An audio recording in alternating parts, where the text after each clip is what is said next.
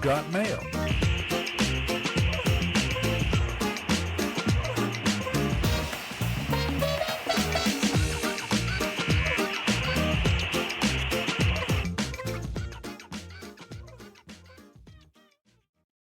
Good morning, everybody. You are tuned to Computers 2K Now, the Nissan Communications Network. I'm Amnon, your host for the next hour, along with Spence.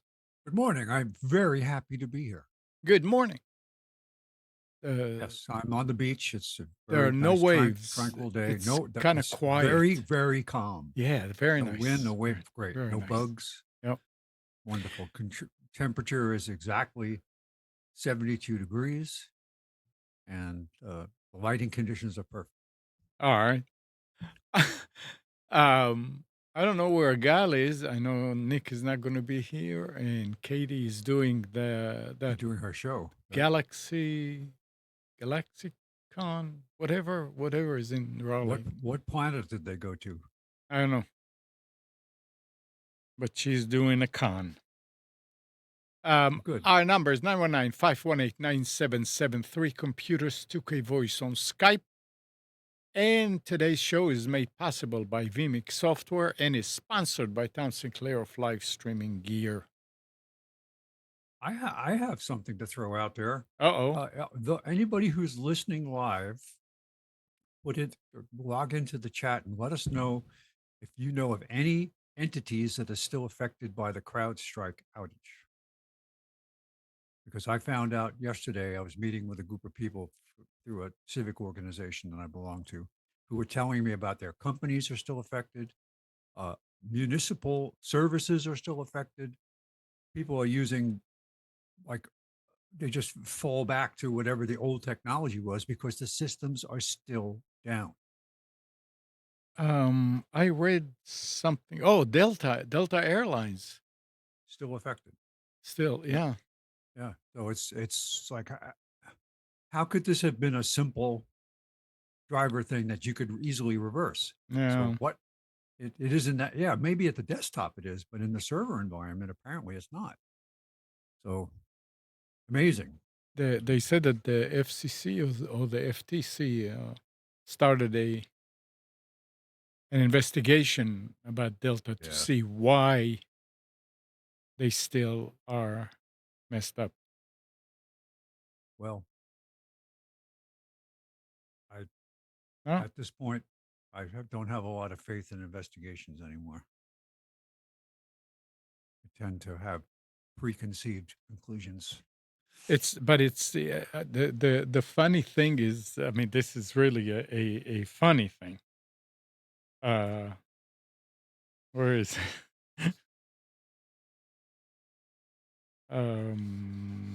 the yeah, CrowdStrike, the cybersecurity firm that crashed millions of computers with a botched update all over the world last week, is offering its partners a $10 Uber Eats gift card as an apology. Oh, that makes me feel so much better. Oh, it's according to moral several responsibility. according to several people who say they received the gift card, as well as a source who also received one. You know what? Uh, And last there'll be people that will be happy with that. well, That feels so much better. yeah, well, Mm. especially if you were working in an office and it's not your money on the line. There is a big lawsuit now, Oh, apparently, I bet. by quite a few companies that want to know, hey, who's going to pay for this? Well, I think that now it always takes something like this to finally get people to snap out of it, right, into what the vulnerabilities are. And I was talking to somebody yesterday at this meeting I was at that was on the tech side, and we were talking about how I said, "Hey, I go back in the computing world to 70s, right, working for a large core, work for IBM, and there was the concept of centralized and distributed goes back and forth, right? Centralized was the best. It was mainframes, green screens. Then it became distributed. You have a PC, it's smart, it just communicates with the mainframe. Then it went back to centralized again with smart Yeah. thin clients. And then we went this way. Now, it's cloud services. We're back again to centralized. So it's interesting to see how the pendulum swings back and forth. And now companies, if they're worth a snot when it comes to uh, keeping their systems up, they're going to look at doing in house again. Yeah, they can look into it, but I don't But I know mean, that. seriously, they're going to have some type of a fallback plan when this happens. The internet goes down, or the service that you're using goes down, or there's a cyber attack, or a stupid thing like this. Right. How do you have to have a way to operate? Y- Yeah, if What about municipalities? Like you got fire departments, police departments that have systems that were running on services, cloud services that was CrowdStrike, and they went down. and Mike is asking on the chat, he says, "Why is rollback not feasible?" And that's exactly right. If they're saying that, oh, you could just do this one thing and back off the driver, Yeah, but that's just on the desktop, individual desktop. If it's a server, it's a different story, yeah. apparently it screws it up so bad you have to go back to a backup to roll it back. You can't just undo the driver Yeah. because the damage is done. So yeah, well, Ah, yeah, it just we sat there talking yesterday in a group of people, and we're just saying, this makes me want to go back to just get a dumb phone. And I said to the people I was there with, I said, there are some things when I get information, I print it and I put it in a folder, yep, like licenses. absolutely. I don't just I save it in however many ways I can save something, I do it. I have it here, I have it there. Uh, is that Mike Phillips? No, it's Mike Okay. Corlison. But Mike Phillips, we talked about this, and he takes all his old hard drives and he reformats them, and he has them like cataloged in a storage area and uses them to do backups, like just a random, oh, I'm going to just copy this whole folder to that drive, put it up here, and I have, you know, copy number 6 kind Yeah, of thing. yeah, Just because you have to. And I'm so happy that I've got drive, like the system on now has just at my desktop the C drive, the backup drive, and yet another USB backup drive. And I'm using two different types of backup software to save everything. So it makes me feel good that it works. And what I yep. haven't done in a while is to test the backup. You got to test it too to make sure you can Yeah, access. that it is Yeah, according. Yeah, absolutely. I bought a um, Aomi. Is it Aomi Yeah, backupper? I actually bought a 5 license Pro when they had a really good sale on it. So I'm covered. yep, and it works great. Works great, and the cloning tool is great, Yep, and the formatting tool and all that is great. It's intuitive backup. It's easy to set it up, and I also use a Cronus. It's an older license, and I have a couple uh, of customers that are on a Cronus backup. yep. They're cloud backup, which is nice because from the same desktop you can configure backups anywhere. Doesn't matter what it is. So Hmm.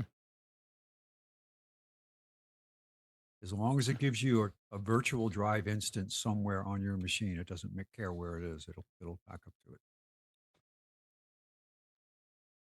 Yeah, that's the one thing that you cannot do with any of the cloud services. It's it's per machine. Yeah. Yeah. Yeah, yeah, no, this is great. I mean, locally is much better, but you need to have one copy somewhere else. Yes. Air gapped. Yep. That was a question on Jeopardy. We're watching. We're behind. We recorded probably about 7 or 8 episodes behind. But one of the questions was, what do you call a backup that has no physical connection to your computer, and if nobody got it. And I right away I knew what it was, and I don't think I'd ever heard that mentioned on a television show before. Oh, talking about backup, Windows users are being notified that their systems aren't backed up with the built in Windows backup solution. A corresponding message appears with the advice that it's best to make backups so that all data is stored in case something happens to the PC. It almost reads like an indirect threat, but Microsoft is actually just pointing out the option to store the backups on its own OneDrive cloud service. Oh. And it's also advertising more storage space. Do you So, yeah, they're trying to generate money, but do you remember how when Windows 10 came out that there was no backup built in? It was you I had don't to use Windows 7 backup. It actually said you have to use it. There's no when you tried to configure backup, it was an old backup. It was nothing new. So interesting. and it No, I don't was remember that. yeah, it was a you would go in and it would be it was a I don't know if it's a backup legacy or backup something, but it was an older application that was developed for Windows 7. They never actually had a backup in Windows 10. They had recovery and they had uh what is it when you set restore points, Yeah, but but that's different. that's different. But they did not have a backup utility. I don't think I ever in my life used the Windows backup. I tried it, I didn't like it. So I can't say anything about it. I'm looking now to see if there's anything here. File backup using file history.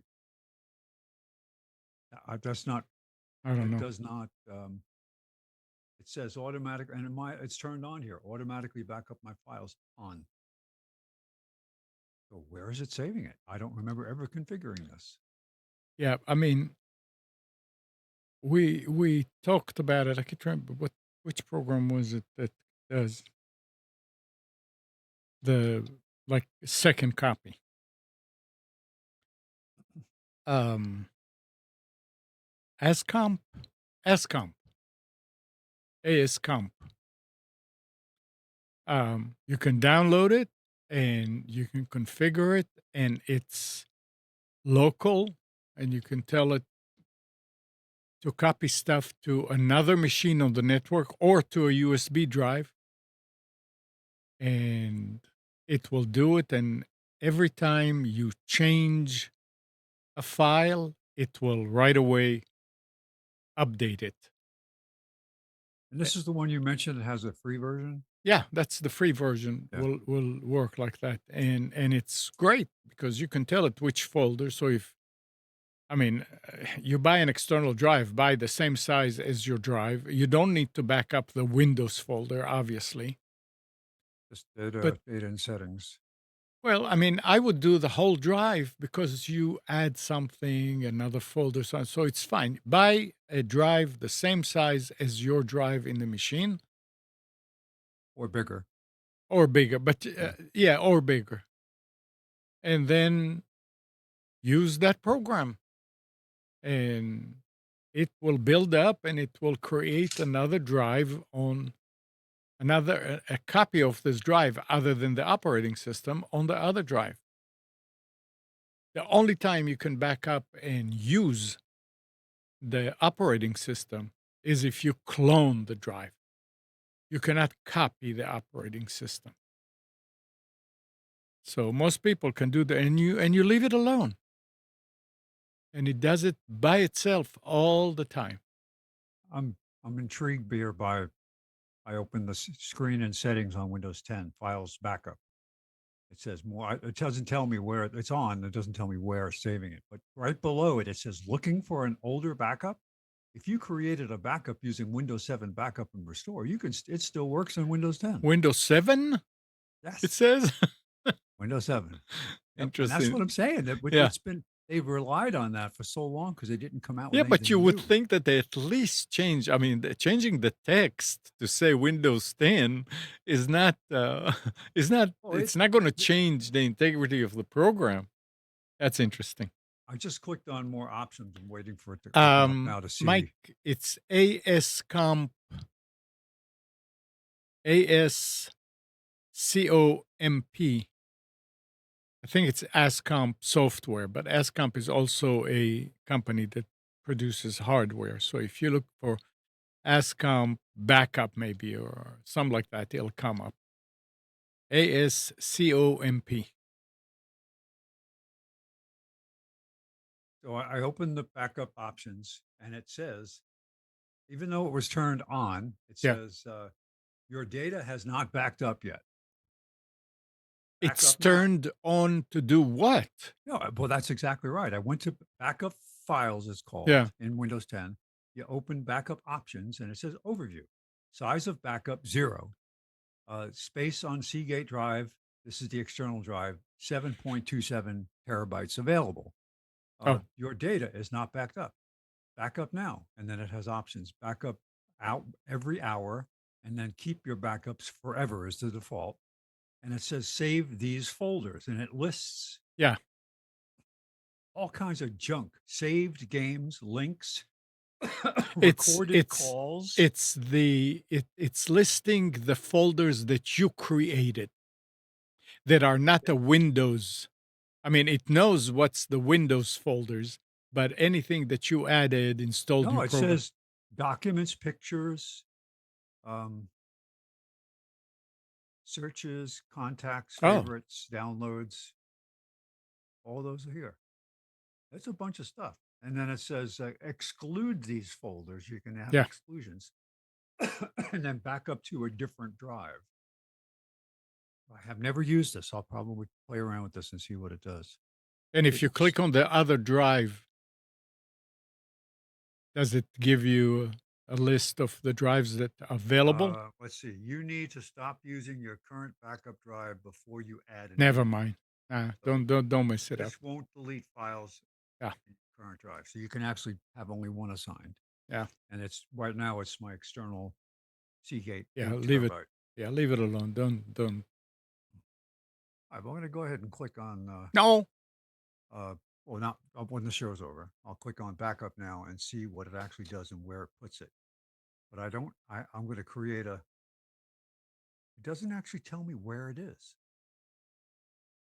Hmm, I guess that happened when it set up the folder. See Oh. advanced settings. All right, let's see what that tells me. Okay, this opens up the. Uh, it says file history is on, and it shows the Seagate drive, and your file history is saving copies for your files on the link above. And what It link does tells it show? tells me it says Seagate drive. Uh, doesn't say what folder. Oh, it Oh, says your the file history is saving copies of your files for the first time. It's actually running now, even though I didn't tell it to run. Okay, well, maybe because I opened it, it's running. I'll just yeah. let it That run. shouldn't be. That shouldn't happen. That's interesting. Huh. It's running. I can feel. I just touched the drive. I tell it. I can tell it's writing to the. Okay. No. Um. You install new machines with new operating systems and all that, and Yes. there's something called SecureBoot. Yes.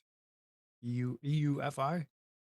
How do you say it? What's So the anyway, term? Yeah. yeah. But it says on Thursday, researchers from security firm Binarly revealed that SecureBoot is completely compromised on more than 200 device models sold by Acer, Dell, Gigabyte, Intel, and Supermicro. The cause, a cryptographic key underpinning secure boot on those models that was compromised in 2022. So secure boot doesn't do anything for you. It's compromised. It's actually could be a problem, I guess. Um, I don't think you can remove it. No, it's built into the hardware. Yeah, That's the but I point. mean, you That's the can point. no, but you can enable it or unenable it in the beginning. You can say, "I don't want secure boot," Well, because right. I You could had go. to You can change. go to legacy boot. Yeah, that's right. Yeah, but I don't know that you can. If you change it after the fact, you're going to lose your drive. I think. I don't know, I think that's true. but Yeah, I got it wrong. I said EU. It's UEFI. yeah, UEFI. Yeah, I'm not dyslexic.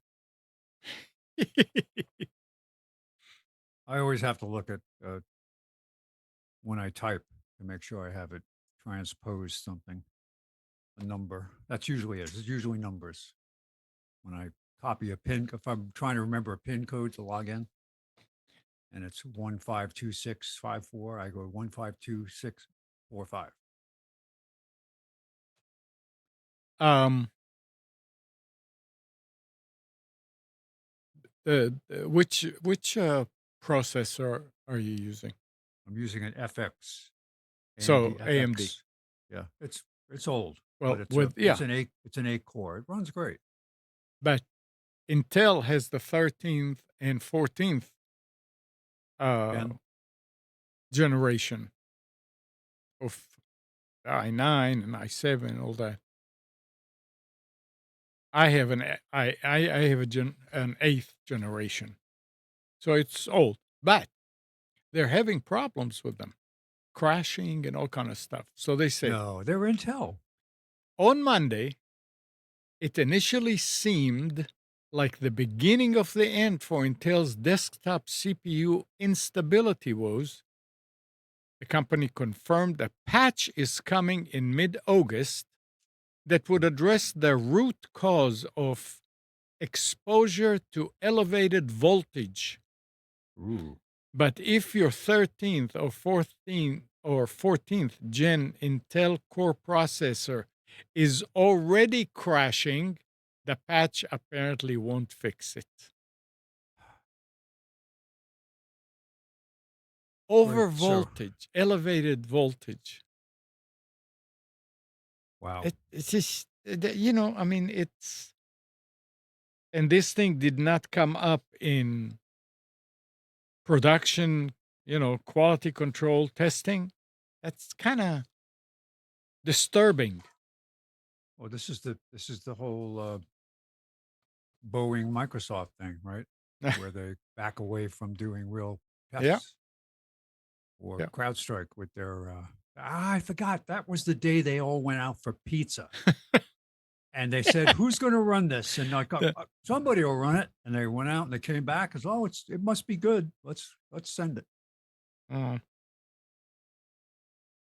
Hope the pizza um, was good that day. the Department of Homeland Security bought a dog-like robot that it has identified with an antenna that modified with an antenna array that gives law enforcement the ability to overload people's home network in an attempt to disable any Internet of Things devices that they have. In other words, to break into the house so the alarm Well, system doesn't work. this is according to a transcript of a speech given by DHS official at the Border Security Conference for cops obtained by 404 Media. The DHS has also built an Internet of Things house to train officers on how to raid homes that suspects may have booby trapped using smart home devices. But what they want to do with this is to jam any kind of attack. If they recognize some place that has a bunch of devices that are attacking, they can kill it. Well, they're just preparing for the imminent terror spree that's coming with all the terrorists entering the country. They say they're estimating now that they're in the possibly tens of thousands. Well, I don't want to So, have to worry about it 'cause there's nothing we can do. Oh, we can be prepared. Yes, prepared we should always be. Yeah. So So, I have an interesting topic, and okay. this is something I've been playing with and fighting with for a while, Oh, is the intermittent loss of signal to wireless cameras. And in okay. particular, one brand, Wise, which I am still a big fan of. I have a lot of Wise products. Right. Uh, but in this case, there was a new generation of, they had their fixed cameras that are fixed focal length and mounted and don't move. But they also have their what they call the pan cam, which is a tilt, XY tilt camera. And it goes And automatically. it follows. You can turn on Oh, motion okay. tracking and it will Okay. follow you. Alright. And they're in I think generation 4 is coming out, or if it hasn't already come out. But I have a generation 2 and a generation 3. Generation 2 one is a whole body of the camera with a eyeball lens. The whole body of the camera turns on its face. And it works Okay. okay, but you can't see it. You can't see the lens moving up and down. It's tracking you, and you can see it move. But the Generation 3 one is interesting because it's got. I'll show you what. Actually, I have one in the box here somewhere. But the point is that this is this is the typical form factor for a Wise camera. Okay. This is the Generation 3 fixed camera, and they've got several new versions. If they have a spotlight camera that will automatically turn on a spotlight for security purposes, they have really good night vision now. They have uh, a lot of excellent features. These are rock solid. These work real good. They don't break the connection. Um, the first time I experienced anything going wrong was with I had the power supply to to the Generation 2 camera. I had it up on a cabinet in the kitchen. That when we'd run the air fryer, I didn't realize that this is I found the tie-in. The air fryer tended to knock it out because of the magnetic field that's generated by that gigantic heat coil. How far So was the it was device? plugged into the same outlet. Okay. So I moved it thinking, hey, that'll help, right? And it seemed to for a while, but then it went back to its old games again with the Generation 3 one, Generation 2 one. Keep dropping. So I looking on the forums, and a lot of people were not happy with the fact that they were having trouble. The Gen 2 cameras tended to be very stable once in a while. Generation 3, people just complain it constantly drops, constantly dropping for a year. It's been going on now, trying to fix this problem. So finally, found out that there's a new driver coming out, and I actually signed up for the beta test program. I haven't actually made the request yet, but I'm prepared to do it. So, when I was doing research on it on my own and went through the Wise forums and I went through Reddit forums and just looking to see, well, what are people finding out? And I realized that there's something, and I think I may have gotten down to what's happening. The cameras do not support 5G. And there's a reason for that, not because they don't want to have 5G on board. It's a distance issue, Yeah. right? So the cameras support 2.4. They also support only B, uh, B&G? BG and N. Oh, and They do okay. not support AC. Well, Okay. AC doesn't really do anything for Nah. 2.4 anyway. It's AX that really brings 2.4 into the whole family of great features that come with AX. But everybody was like thinking, well, the reason why it's dropping is I have old Wi-Fi equipment, or I'll put in the latest network, right, and see how that helps me. Well, the problem was that you were taking the defaults that were for devices that support AC and AX, and that doesn't help at all. So I experimented and I said, well, let me see. I'll create a guest network because I've got on my Wi-Fi gateway from AT&T. It's got the 2.4, 5, and a guest network, which is 2.4. Mhm. So let me set this up and let me limit it to B, G, and N and see what happens. Mhm. It's been stable. And you were using the air fryer again and again and No, again? I don't know. I realize that's a problem. I had another issue in my garage. I have a Okay. garage door Keep controller going. that's Yeah, okay. So but keep the going. point was that that's eliminated. I got a longer cord and that solved that issue. But um, I think what it is the exotic things that happen in the newer Wi-Fi. Like when the camera turns, it's got the antennas are turning with the camera, They're right? reoriented. And the the question is that what happens to antenna diversity is a big deal Mhm.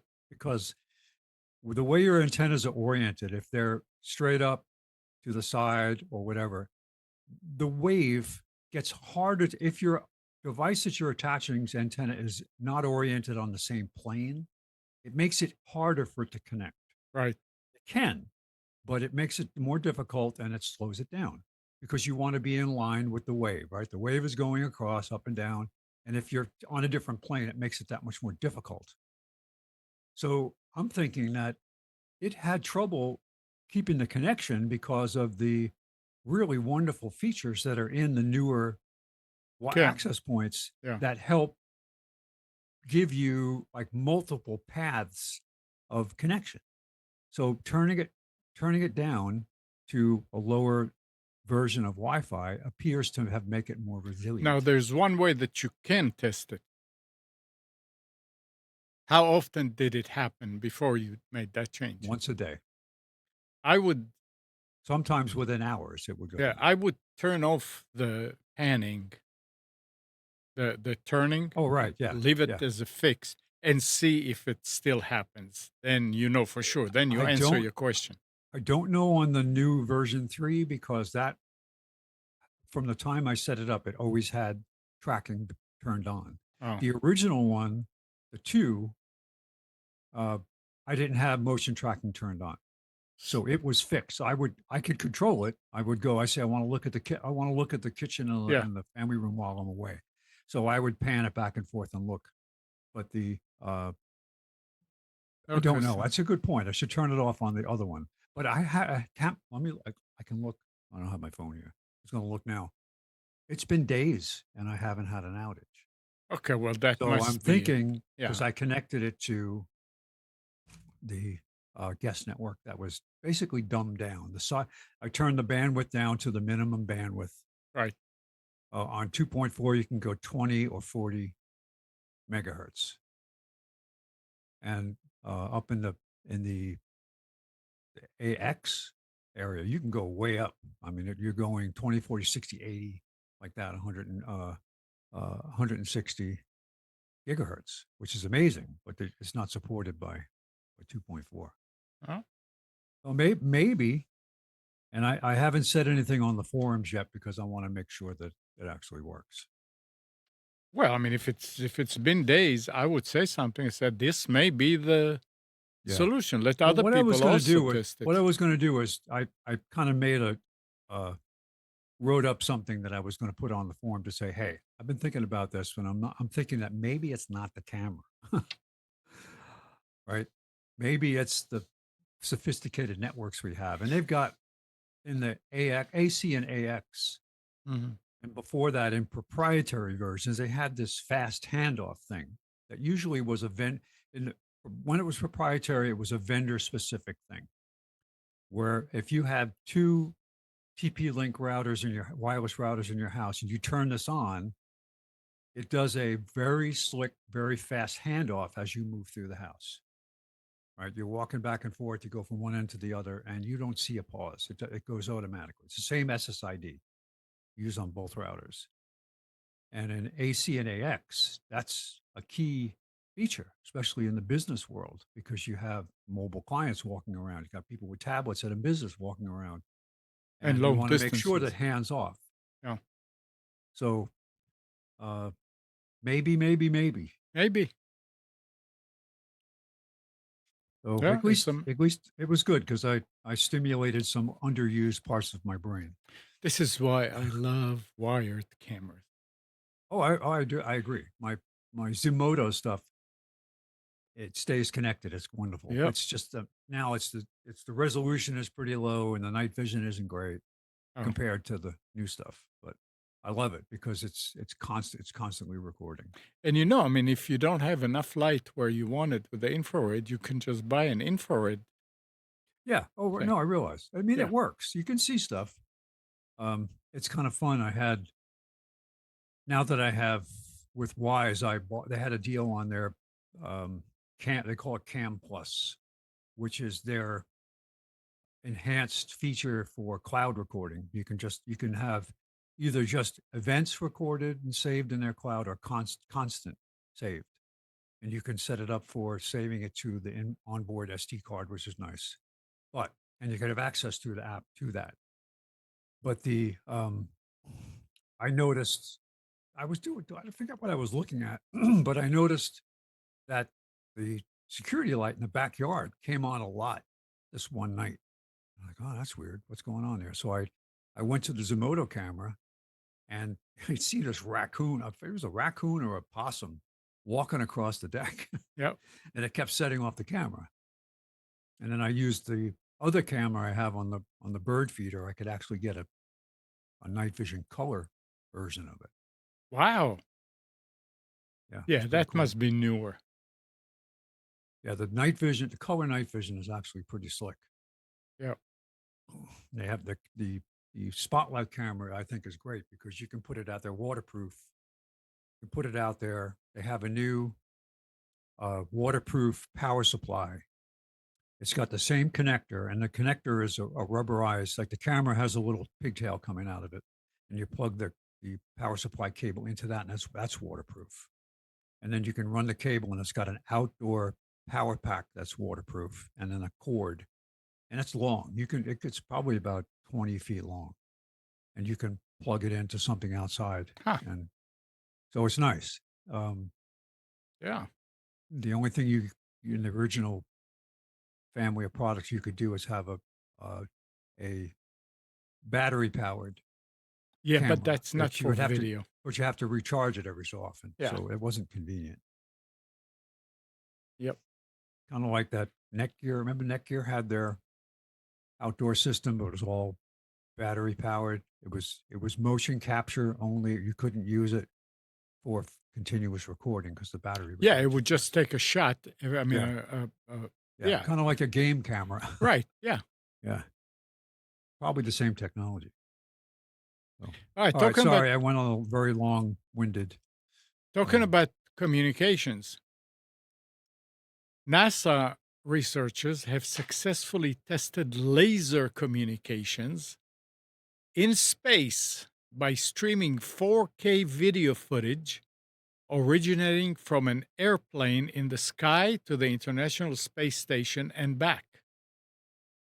The feat demonstrates that the space agency could provide live coverage of a moon landing during the Artemis mission, and it bodes well for the development of optical communications that could connect humans to Mars and beyond.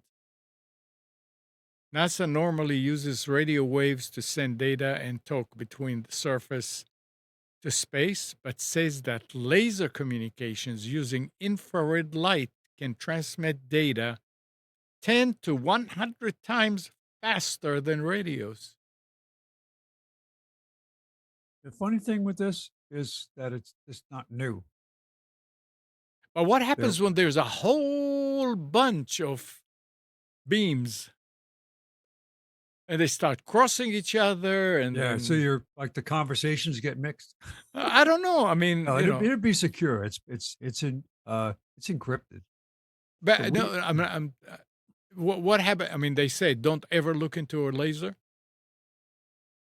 I depends mean, on the laser. Depends on the laser. oh, okay. So I, Some are okay. Infrared isn't invisible to the eye. Um, can't see it, and we're bombarded with that's infrared right. all the time because Yeah, that's remote true. controls use Yeah, infrared. infrared, but Yeah. laser, because they It's, said that oh laser yeah, but there communication. are infrared lasers. So Okay, well, in that case, it'll be laser fine. is Yeah, just yeah, a more coherent, concentrated version of of the light where they, The instead of source. having a lot of what they call backscatter, when you like, there's two different types of fiber optic. There's multi-mode and single mode. Multi-mode means you launch the light into the fiber and it bounces off the edges of the uh, polished part of the inside of the glass. Yeah. So it doesn't go as far. It's slower bandwidth, but it's very useful. You use it in the house. It's use it in your connection between your stereo and your sound bar and that kind of stuff, TV. But single mode is a single beam that goes through. It goes further. It's higher bandwidth and more reliable over time, but it's more expensive. It used to be really more expensive, and now it's actually the the cable coming into my house from AT&T is a form of single mode fiber. Yeah. But interesting because when I worked for Nortel and I worked mainly on large campus networking, we had a bridge that was a laser bridge. So if you had a location that you couldn't get to with a physical cable and you didn't want to pay, like if on a campus, say you had a campus and a road goes through the middle and you couldn't use the right of way of the road to run a cable over there. We had actually, it was two domes that would sit on top of the building with a little glass top on it. And inside it would be a small laser and they would link up with each other and communicate. It was in the hundreds of megabits range.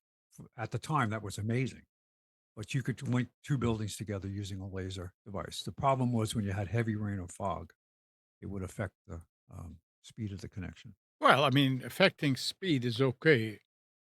Losing connection is Yeah, bad. yeah. Yeah.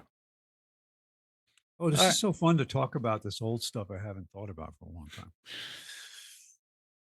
um, AI, video games, and the people who make them are in trouble. An estimated 10,500 people in the industry were laid off in 2023 alone.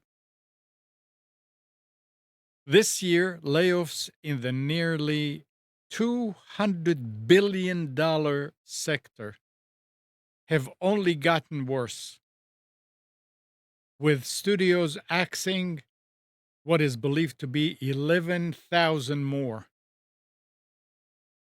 and counting.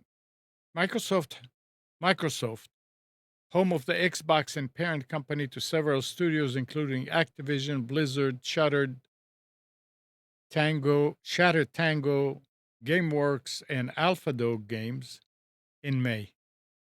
All these, all the while, generative AI systems built by OpenAI and its competitors have been seeping into nearly every industry, dismantling whole careers along the way. Yeah, AI is not going to take jobs away from humans, Well, right? now instead of telling people to go learn how to code when their job goes away, like when all those layoffs happened in industry, they said go learn how to code. That was the solution. Now it's like go learn how to weld. I have an interesting thing that I saw last week that was related to that. An article popped up and it said AI cannot self learn. So if you have an AI and you're trying to have another AI teach it something, it can't happen. Because what happens is that it always requires human intervention. So let me read the blurb. Based on available information, AI systems are incapable of self-learning without human intervention and programming. While AI can process vast amounts of data and improve its performance through supervised learning, it requires explicit program and human guidance to do so. Yeah. So they gave an example of how they tried to get one AI teach another one. They said two or three passes into the iteration, it started turning out gibberish because it doesn't have intuition. It doesn't have uh, critical thinking to look at something to say, Hey, each wait a pass. second. Yeah. Yeah. So Ah, yeah, also like you can think about what it's the effect of one mirror looking into the other. the article, if you want to read one of the articles, it's in the Atlantic. It says things get strange when AI starts training itself. Mm. And they showed examples of it processing pictures. And as it went through the first or second round of processing these pictures, it was okay. And then it started to do like weird stuff. And while Uh, I see the value in I don't like the fact that people are going to defend on it so heavily because now you're going to have people that don't. It's like when I learned how to fly, you weren't allowed to use a GPS during your training or during your check ride because you had to know how to navigate without it if it wasn't there. Like if what happens if the GPS system gets knocked out, you don't. If you're used to just using that and you can't dead reckon to get somewhere, so this is what it's going to be like. You're going to become so dependent on these tools to give you the answer that you won't know how to find the answer on your own. yeah, but this is already happening. Oh no, I'm saying it is, and that's what I'm worried about. Potentially, people going into jobs with great responsibility who are going to rely on AI to help them make decisions. Hey, Spence, So, do you know what's Larry's phone number? Larry, Yeah, our friend Larry. yeah, You do? yes, Okay. Do you know Jim Broom's number? yes, And you remember them? yeah. If I think about it, I can Oh, well, remember. you said, no, no, I that's know. what I'm talking about. No, oh no, but that's written down. That's not AI holding it for me. No, I understand, but the thing is Oh, I that know. I we understand what you're saying, you but lose that's your what a phone and suddenly you can call yeah. But anybody. think about it. We had Rolodexes before that, Yep. so now at least it's portable. It's Yeah. just a portable Yeah. list. But Yeah. what I mean is that if you're responsible for diagnosing and reading MRIs, for example, a radiologist, and you look at these things, and as they get more and more complex and more accurate and more resolution, all that stuff, you get to the point where you have to keep getting more training and more on how to use the equipment, all that stuff. What happens if you're relying heavily on, maybe it's not a good example. Um, So Mike is asking any comments on using AI for code creation or correction. I think that's a great tool to audit work. That's what people use it for, to find errors, right? You say, Yeah. here's what I just wrote. Find syntax errors, right? Go out and look for errors in syntax. It's a great tool. Yeah. But if and you can, like now you can tell AI, tell me a story about these specific things, right? Create a story for me about this. And for the most part, depending on what it knows, it's pretty accurate. But if you say, okay, what happened on this day in 1865 in this town, and you ask it to go and find out, if it hasn't been trained right, it's still going to try to come back with something, and it might be wrong. And it may be wrong. Yeah, And if it was looking at the wrong stuff to begin with, it'd give yeah, you wrong anyway. I used AI to solve a problem and write and get code for something that we couldn't find anywhere. That that ability to insert into an email, this is an external message. It came from outside the office. You know, you see those things that are being added to emails, like notices to watch out. This is not like you're sending an email from your office and then you're sending one from home and you're the boss. And people look at that. They don't look at where it came from. And the boss sent it from his Gmail account.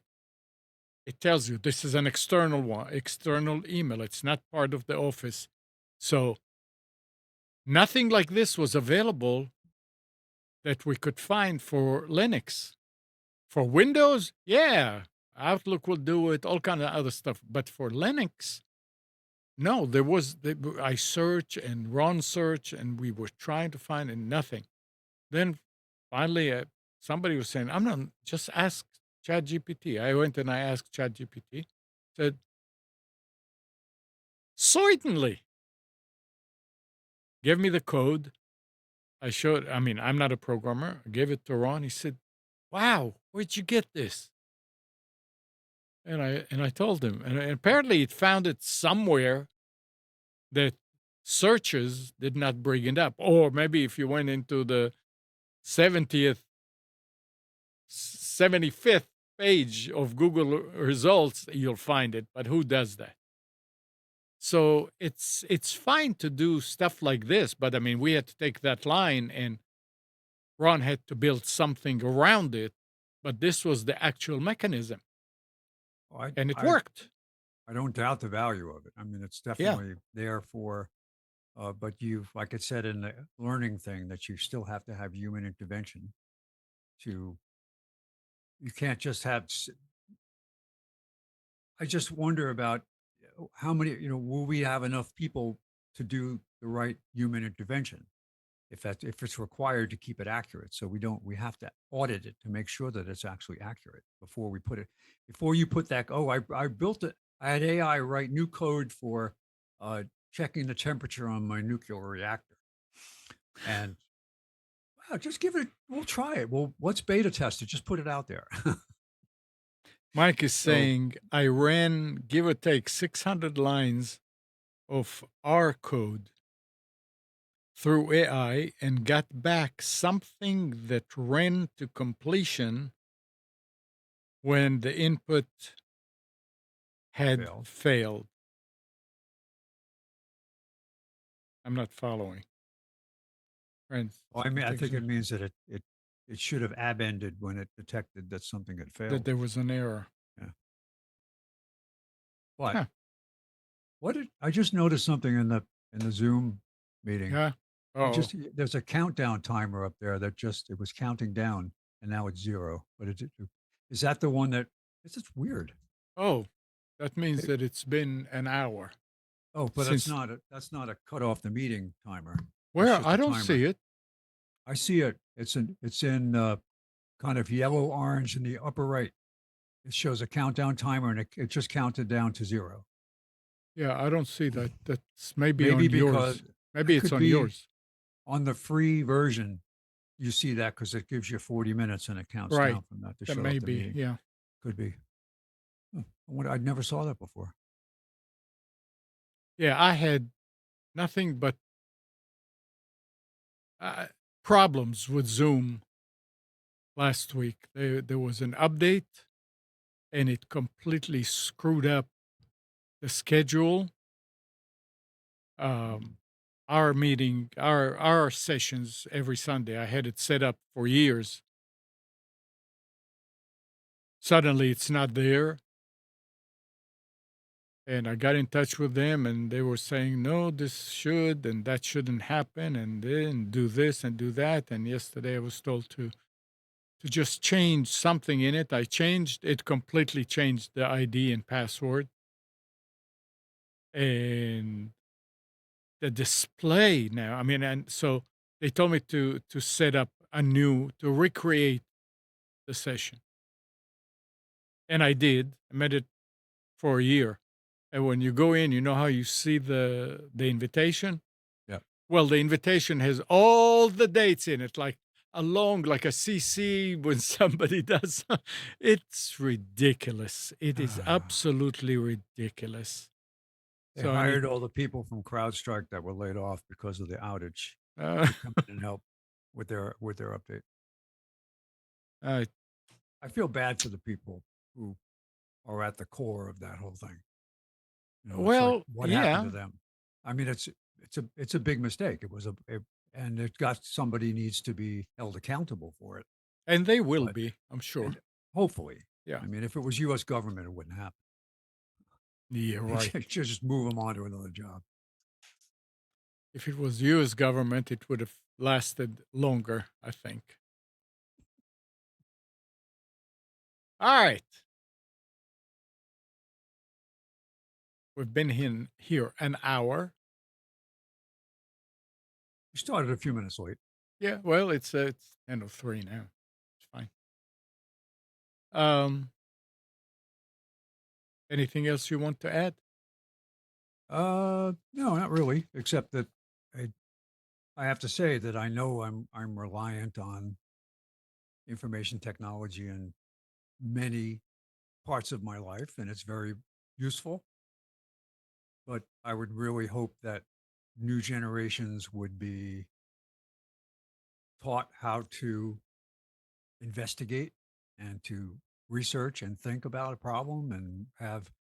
I was lucky that when I was trained originally by IBM, they had a diagnostic approach to situation. It could be used in anything. It doesn't matter. It could be your car, you know, taking out a tree, all these things. You could use this this critical thinking method to look at, especially if there's a problem. You call it dividing the problem in half. You look at the problem and you say, how long does it work okay, and when did it stop working okay? So there's your starting point. Then you go into that and to say, what did you change just before this happened? And you could just use that to narrow down as to why it failed. I guess what do they call it in business when they do that? They use Um, there's a term they use for it. I can't remember what it is. Um, uh, you'll think of it. failure analysis or something like that. You use to go in and try out why it failed. And if we're not teaching our newer generations how to do that in Mm, critical thinking, if they're going to just when they have a problem, just type something in, how do I fix this? And there's your solution right there. You need to have some experience without that, like looking at it. How can I figure this out? How can I what could be the problem? And I learned I saw that with the camera thing that I was able to use skills I learned a long time ago on diagnosing mhm. electromechanical devices to try to think of it from a different perspective. Yeah, Uh, you're seeing it before you get to it. You're seeing something that most people don't see. well, and I'm not saying I'm a genius when it comes to No, that. it's I'm, not I'm just saying genius. that my It experience has taught me that the user manual doesn't always have right. the solution, and sometimes it's wrong. Yep. So, and you have to be willing to accept the fact that yeah, it's wrong. So, Yeah. Um, when were you here? Was it Thursday? Thursday. That refrigerator stopped working again. Oh, It didn't stop working. It started warming up. oh gosh. So Timer. I said, okay. The next day, it didn't. It cooled off to about the freezer was down to about 9, and the refrigerator was down to about 47. I said no, and it wasn't full. So I said, okay, it's time to get in. So I told you we saw one in the beginning of the week at Home Depot, which was $1,300, Uh, and we're now it limited. now it's $1,600. We're limited to 30 inches wide. Yeah. So I started looking again. I didn't want to go back to Home Depot. I said, let's see if there's somewhere else that has it. I did a search for refrigerator, Raleigh, and I put LG because this was LG had the 30. First listing was appliances for less. Okay. On Lake Wheeler, off of Lake Wheeler. Yeah, I can. So I think I know I think I know what it is. Yeah. I called. I talked to the guy. He said, yeah, we have some that are 30. I said, roughly, but what do they run? He said, 599. I said, these are new? He said, yeah. So I said, I'm on my way. So I went there. They are new, but they are open boxes. That's fine. Some of them have dings here and there Yes. or something like that. So I said, okay, so where's the 30s? He took me. It's the same one that we were trying to buy at Home Wow. Depot, the same model. It's a French door and all that. So I looked it over and I don't see anything on the handle of the freezer, which is down at the bottom, had a ding. I mean, you really have to look at it to find it. It was marked as 826 on the sticker. Um, he said, "If you like this one, I can give it to you. We're gonna get a few more Tuesday if you can wait, because I promised this one to somebody." A very, very nice Oriental guy, and he was, I guess, in charge. So I looked the thing over, and I looked at some other ones in there, and I saw that a lot of them had more apparent dings and scratches and stuff. And this one looked clean. I said, you know what? No, yeah, I'll take this one. And because I figured if I had to wait a few more days, that refrigerator that we had would still work. And you know what we found out? You know how old that refrigerator is? 1995. 92. Ooh, 32 years. I yes. don't think this one would last that long anyway. But anyway, Nothing is designed to work that long yeah. anymore. So I said, okay, work me the price, tell me, so I'll go get you a check. He did. And he said, I asked, then I said, oh, but what kind of warranty? He said, it comes with a year warranty from Standard LG. warranty. So Yeah. I said, and you have extended? He said, yeah, for 3 years. And I said, add it. Altogether, the whole thing came to 860 some dollars, I believe. So With you saved with $500 I saved no, wait, hold it. That's including the hauling, bringing it, and taking the old taking one the old away. one out. With Home Depot, with the same, because I wanted longer warranty, and it came to almost 1,800, 1,780 something. Oh, It was 12.99 for the refrigerator, but when they added all their fees and stuff, it became almost 18. So actually, no, I saved about 1,000. amazing. I said, "When can you bring it?" He said, "How soon you need it?" I said, I need it soon." He said, "We can bring it tomorrow." And they came yesterday. They were a little late, but I can understand that. I mean, you Yeah. always run into trouble. And because of my back hurting, I wanted somebody to connect the water. Because I couldn't bend down to do it. And by the way, my butt is even worse. The pain in it. I'm using the walker now. Oh boy. So And when are you they seeing a doctor? yeah, I need to go and see a doctor this week. I Yeah. mean, this is not so and put it in. Kathy later on after I went to bed put stuff in it and everything, and it's great. But you know what I hate about it? What? Do you have a stainless? Yes. Can you put a magnet on it? Doesn't. It's not really stainless isn't magnetic. Well, It's not. we have what is it looks like stainless, but magnets stick to it. That's our refrigerator. I don't know if it's really stainless, but I don't yeah, know. you're This one, I mean, I put all the magnet stuff on the side on the range hood. So I'm picking yeah. it up and putting it, and poof, it falls. I said, "What the hell?" So I went a regular. I picked up a regular magnet. I mean, a strong one of those earth whatever. It won't stick to it. So then I went That's and good. It means it's really stainless. well, they were saying that in the refrigerators and all these things, what they do is there's 2% steel, and the rest of it is carbon and some other nickel and all that kind of to make it stronger. And it does. So they do sell like sheets that you can glue on that looks like stainless. And Kathy said, I Oh, don't care. The sides are working because the sides are are I mean, magnets hold on to the sides, and ours is yeah. not a built in.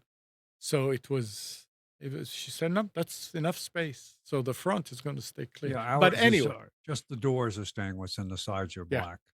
Yeah, No, this is stainless all around. yeah, Color, the color, but it's right. actually, yeah. So that I also went to some other places that had open boxes. There's, American Freight that Did you ever is there still one down on 401 South where the old Sears used to be? They used to have an appliance outlet yes, down there. that was the Sears outlet kinda. Yeah. Yeah, they didn't have anything. They're still there though? Yeah, Yeah. I went and I looked at 2 other places that turned out that they were open boxes, and they were really, really damaged, Oh. and they were more expensive. So, appliances for less, great service, great prices. I mean, I'm sold on them. I don't know why I didn't know about them before, but anybody that needs to buy any appliance for the kitchen, for laundry, anything, great, great people to So work with. uh the name appliances And FOR no, less or appliances for the number number 4 4, less? the number 4. Appliances, the number 4's less. That's because they have a interdimensional machine that goes and takes them from another dimension and brings them over and they sell them that way, but they're cheaper. It's amazing, and I told him, I said, "Are you sure about the price? Because it says 826." It says, "No, it's 599." Mm. I couldn't believe Did you have any idea where it came from on that sticker? Did no. it have another retailer name? No, no, no, that sticker was their sticker. Oh. Mm. Yep. So, I just wanted to mention, let people that are locals, and they're not just local, they are, they have other stores around the country. Yeah, I can think of So, my you Emily really needs a new washing machine. yeah, It's old. It's really old, and a timer will probably fix. It probably is repairable because it's eh, got a problem where it doesn't drain, always drain. So the solenoid for the drain is messed up. But she runs a specific cycle, it's okay. But if you run another cycle, it doesn't work. So I think it's the timer. But she, so it's the place is right next to the food line at the corner of Tryon and Lake Wheeler. oh yeah, yeah. I know exactly where that is. Yeah, it's on the That's like left. 2 minutes from Aaron's house. Yep. Yeah, yeah. Alright. If I need something. Oh, by the way, I scheduled checkups for both of my HVAC units because Home There. Depot uses a very large local company to provide their services. So you can get a $29 checkup Oh, and they have a $10 off coupon. So it's a $19 checkup. and that's but you didn't buy it from there. No, I got it at Home Depot. The AC? I didn't pay Home Depot for it. They just set up the time and gave me the coupon. They're coming this week from ARS to do the inspection, but I'm gonna get it for 19. Now I know they're gonna try to sell me something. I What understand, I'm saying is but the AC did not come from Home Depot. no, That's what no. I'm saying. So Doesn't this is matter where it just came from. right, Doesn't it's a matter where it came from. service that they Yeah, provide. they don't care. Oh, heck. So that I figured now I these are relatively new units. They're not even 3 years old, but I have never had them looked at except when one had a problem under warranty. So I Yeah, want to yes. have them checked out. Funny thing, yesterday, I'm walking by the basement door and I hear that wow, wow, wow, wow. So what is that? So I open the door and sure enough, so I go downstairs, kind of limp downstairs, and the condensate pump Oh, apparently didn't come on, and there was some water on the floor. So I dried it out and I picked up the top and had Kathy come and empty it because it was full to the top. And I put Clorox in it yeah. and ran it, and it seems to be okay. I mean, I put a fan to dry everything, and this morning there's no noise, so I'm assuming everything is clear. But yeah, those Years a- things. Years ago, we had a problem. It happened. Of course, it happened when I wasn't home, where the downstairs unit went out, and it was the condensate pump was not operating properly, and the, the safety switch detected a full tank and it's shut the system off. So had a guy come in and he it was like filled with gook. I mean, it was disgusting. And he had an additive. He sprayed it inside the unit and also into the poured. I don't know if you spray or pour it, whatever, and it dissolves all that gook. And you just when the water runs through, it self cleans, and it fixed it. So Yeah. I just took that out, in fact, and cleaned it not too long ago. I just on my own. Yeah, I need to go when my back gets better. I need to go down there and vacuum the drain line because if it's like this in that box of the condensate pump, then it's like this in the pipe that leads Yeah, to it. So I see Mike's comment, and you're yeah, absolutely right that they're going to try to sell me something. And what I plan to do is just get my own contactor and capacitor and have them. I have them from my old system that could be replaced. I have them it sitting on the shelf waiting yeah, if I but needed it's them. different. They're different, so I'm going to order the two parts because I've replaced those on my own Yeah, that multiple it's nothing times. to replace them. You Yeah, just need to have the and right it's one. pretty easy to find it too if you know what to Yep, look for. yep, So, but you're right, and I'm always suspicious, yeah. and they'll try to upsell me on Yeah, and you can find the whatever. the capacitor over on I think I bought it Yeah, on from outs. Amazon Yeah, for like 15 yeah, bucks. and there's still one pretty good local appliance parts place uh, Yeah, but called it's more Cash's Appliance. but it's more expensive. Actually, their prices are very reasonable compared. If you need it right away, they have Oh, it, yeah, if which you is need great. right away, that's a Yeah, bit different but story, to but get it, you're right. I've I got remember one trying to. sitting in the drawer in case something happens, I can go and replace it. I remember going to Ferguson Yeah, appliance store, and they would not sell to me because I right, was not a r professional right. Yep, HVAC guy. It yep, says, so you're telling me then I just go to Amazon and buy the same right. part? Yes. Yeah, yep. Yeah, it's kind of weird. Alright.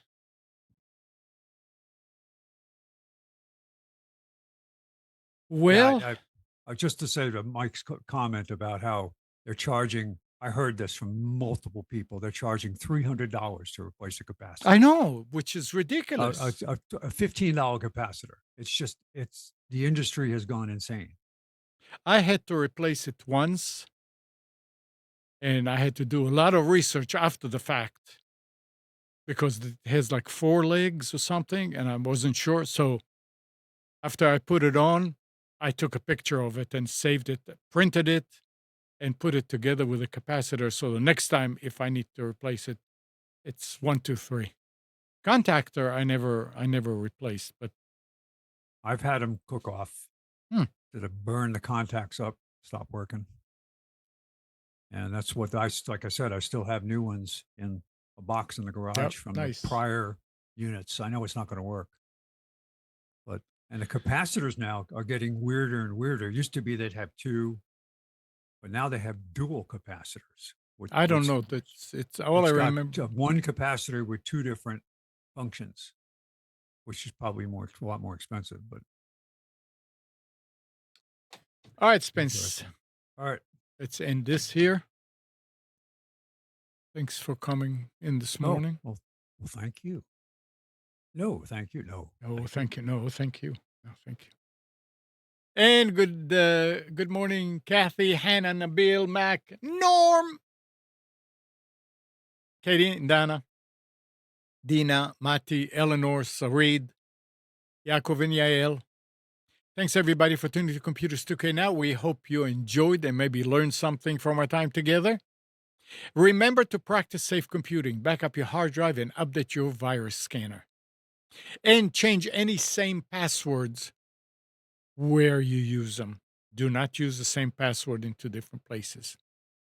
Also, work out your backup schedule. We'll be back here next Sunday at 9, but you can always reach us at computers2know.com. Uh, you can, Nick is doing his infection podcast, Nick and Brian. Uh, on Twitch, and you need to go to infectionpodcast.com and find out when it is, or you can just download it. And go to nickcraig.com to find out when is Nick's new gig starting and where. So have a great week, everybody. We'll be back together next week.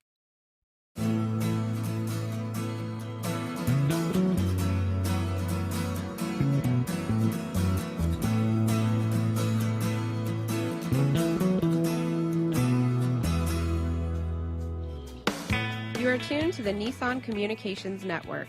If you tuned in too late, you can always watch each program in its entirety or download an MP3 audio file of it in the archives section at nissancommunications.com. Don't forget to subscribe to our YouTube channel, follow us on Twitter, and like us on Facebook. Sponsored by StreamingGear.com and DeltaForce.net.